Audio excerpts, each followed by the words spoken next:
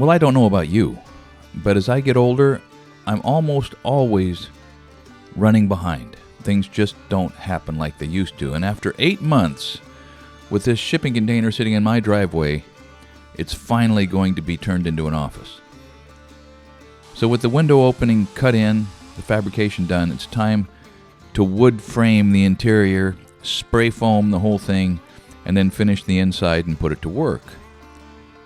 I am so grateful as an old man to have a little heavy equipment, because without this little bulldozer and mini excavator, I just don't think I would even try this sort of thing. Now, when I was 40, yes, but nowadays I appreciate force multipliers more than ever before. Well, I was lucky, right? I mean, I don't think these things rack much, and it's come to rest on these 4 points, only missing about that much of being in a plane, or at least close enough in a plane that the Connex is going to sit there. Fortunately, we've got an old steel falling wedge, just right, and this thing comes in handy all the time.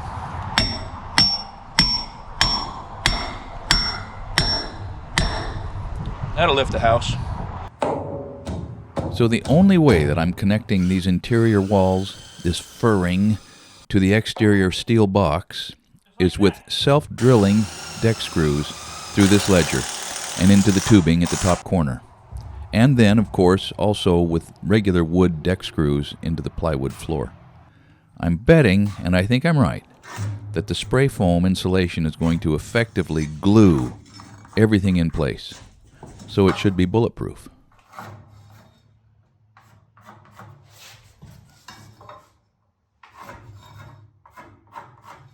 You notice the circular saw marks on these 2x4s? This is rough lumber, but I planed it on 2 sides, so the designation would be S2S, surfaced on 2 sides, not S4S like we're used to. And these boards were cut, I'll point out, by my friend Matthew Brady. You can check out the sawmill that he owns and operates. We've been down there several times. But to press ahead on what I'm doing here, I'm going to be sheeting the inside of these walls and the ceiling with 1/2-inch OSB. So I think 24-inch centers are going to be just about right.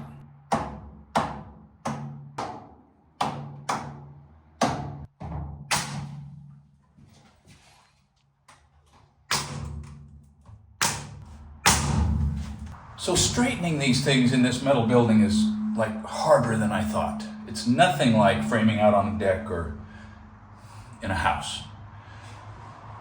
But what is like framing in a house is using an offset line, a spacer block, to be able to string line a plate. So I've got a 1/2-inch spacer on each end, stretch the string nice and tight, and then by simply measuring off that gauging off that string, I can make sure it's straight enough. Ran into a problem down here, and I'm going to show you a pretty slick way to rig up a clamp, even if you don't have a clamp. So where I find myself right now is I've got to get a 1/2-inch gap between the string and the board, but the crown and the board has me about 1/4 of an inch. Well, no problem, push it back, you say.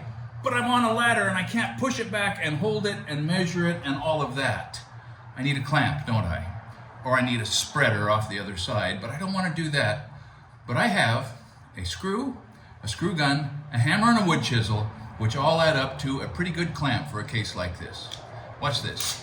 Take the screw, and I'm going to put it up about here and run it in just a little bit. It doesn't take much for a screw to hold a lot.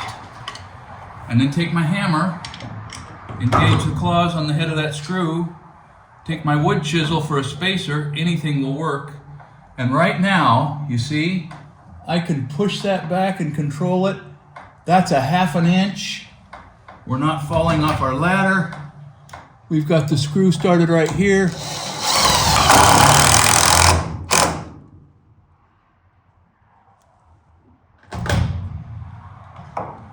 A clamp without a clamp.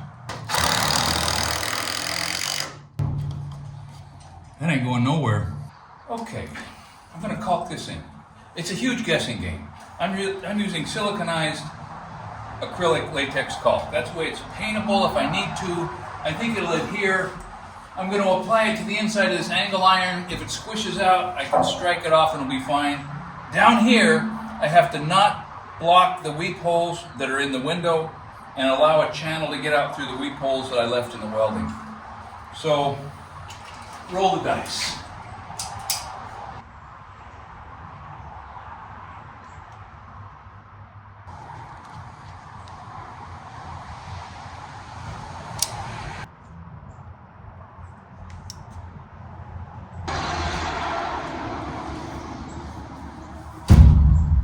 Here we go. The reveal's pretty good. So here's another example of a way to use to make a clamp when you don't have a clamp. I need to push this back pretty good. I'm going to screw this little piece of plywood in,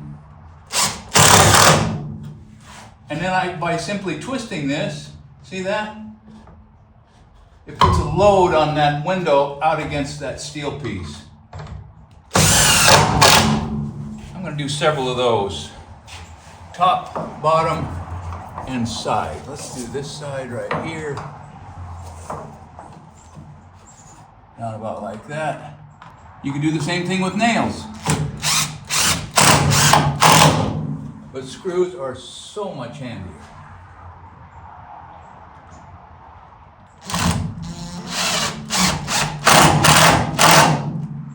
Just like that. Throw one in the bottom. All right, let's try this again. Threw a spacer in there.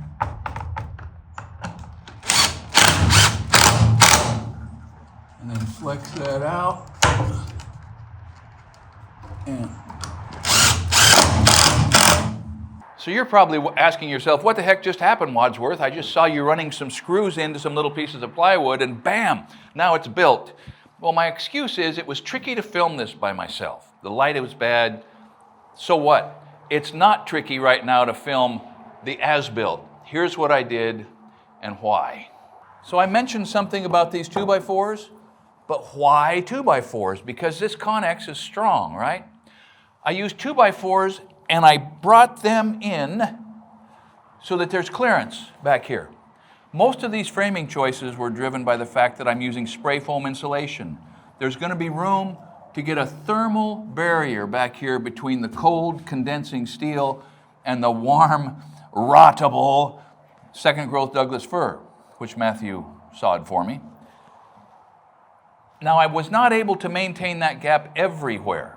For instance, the ceiling joists, there are 3 of them that are actually in contact with the tin because of the way that the pattern on the corrugation worked out and the way that 2-foot centers worked out. But I'm just going to deal with that exposure. It's going to be fine.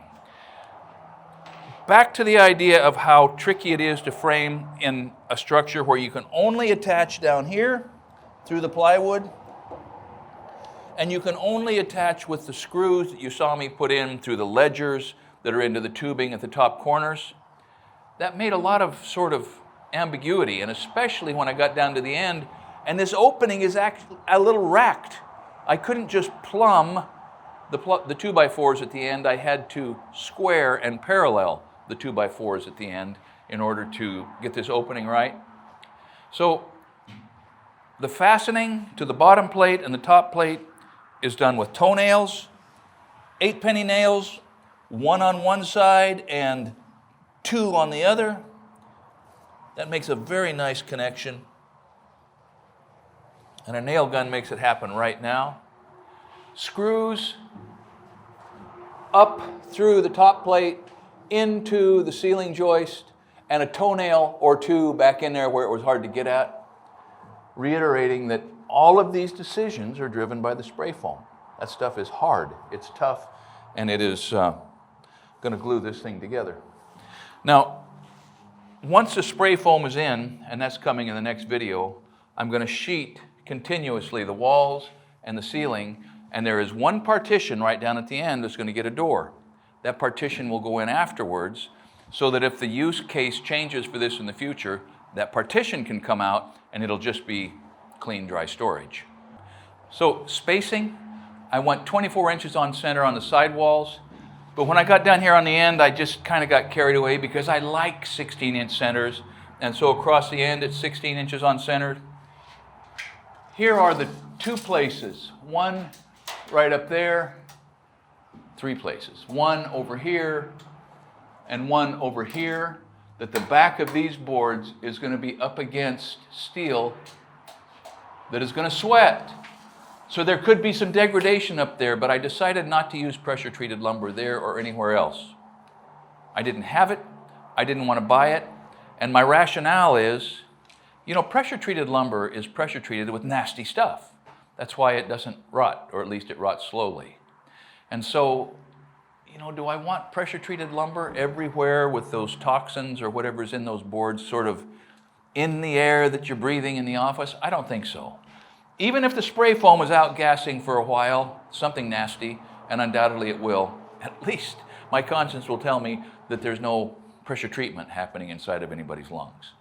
So I didn't mention, but one thing that I just knew I had to do to build inside of this thing was to set it up level. So it took me maybe an hour to go around and shim up off those 4 corner piles of cribbing in order to get the bottom exactly level according to my laser, so I could get the walls exactly plumb according to a level, so I at least didn't have to second guess that with everything else that I was trying to juggle. So 2 things. First, I mentioned this in the previous video about cutting in this window opening with all the welds. This is an old man's fatigue mistake. It was the end of the day and I lost track of what I was cutting and what I needed to have happen. And so I cut that in and I had to weld it full, and then I forgot to grind it off. I mean, the lesson then and the lesson now is when you're getting so tired that your eyes are starting to cross, you better quit, or you're going to do damage to your project or damage to your body. So maybe that's more important in your 60s than in your 20s, although it's a deal for young men too. And the last one is this. One of the things I'm really curious about is what's this going to sound like in here? Because right now, it sounds like living in a bass drum. I don't know if that's going to be better, worse, or just the same, but it doesn't matter, right? I mean, every space has its pluses and its minuses, and life is an uninterrupted party of choices. You know, risk, benefit, cost, reward, relationships preserved, relationships destroyed. We're deciding all the time what risks are we willing to accept, even if we don't know exactly what the outcome is going to be, because whatever the outcome is, we're going to be able to work through it. Thanks for watching Essential Craftsman, and keep up the good work.